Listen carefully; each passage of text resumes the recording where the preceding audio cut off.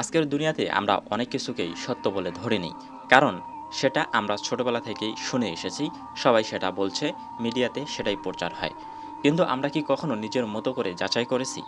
আজকের এই ভিডিওতে আমরা একেবারে সহজভাবে বুঝব সত্য আর মিথ্যার মধ্যে পার্থক্য কিভাবে হারিয়ে যায়, মানুষ কিভাবে মিথ্যার মধ্যে ডুবে যায় তা বুঝতেও পারে না, ইসলাম কিভাবে আমাদের সত্য চিনতে শেখায়।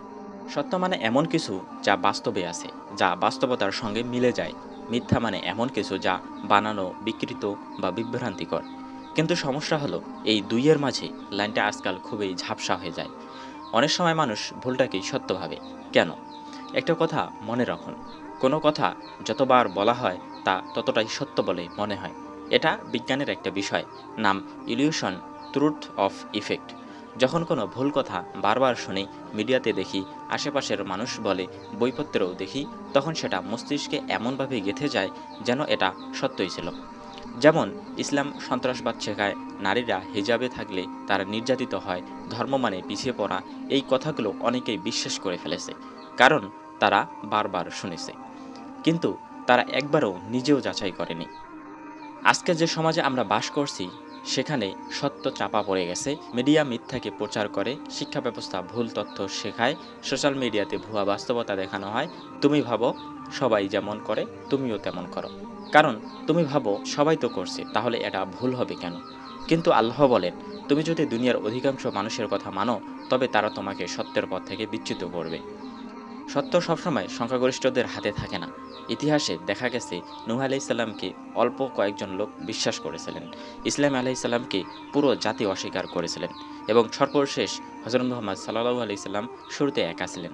তাহলে ভাবো, সত্য কি সংখ্যায় বড় না যুক্তিতে? মানুষ কেন যাচাই করে না, কেন বিশ্বাস করে না? এই প্রশ্নটা খুবই গুরুত্বপূর্ণ। কেন মানুষ প্রশ্ন করে না, যাচাই করে না?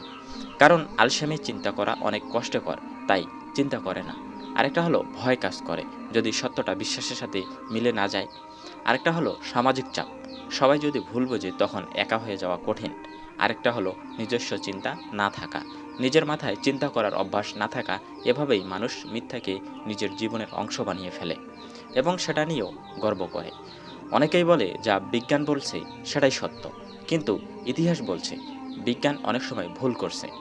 যেমন একসময় বিজ্ঞান বলেছিল রক্তচাপ কমাতে রক্ত বের করতে হয়, একসময় বিজ্ঞান বলেছিল পৃথিবী স্থির, একসময় বলা হতো ইউজেনিক্স বৈজ্ঞানিকভাবে সঠিক।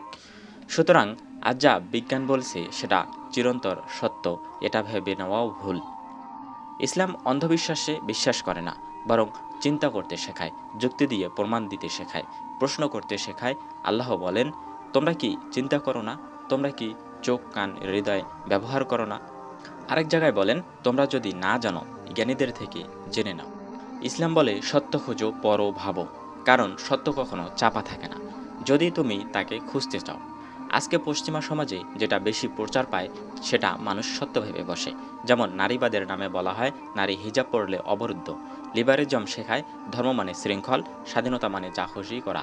নাস্তিকতা বলে কোনো স্রষ্টা নেই, মানুষ নিজেই সব কিছু। কিন্তু এসব প্রচারের পেছনেও রয়েছে অর্থ, ক্ষমতা, মিডিয়ার নিয়ন্ত্রণ। আর সাধারণ মানুষ সেই ফাঁদে পড়ে যায়। সত্য সবসময় সহজ হয় না।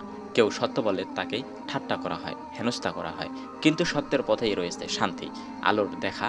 আল্লাহ বলেন, সত্য এসেছে, মিথ্যা মুছে গেছে, নিশ্চয় মিথ্যা মুছে যাওয়ারই ছিল।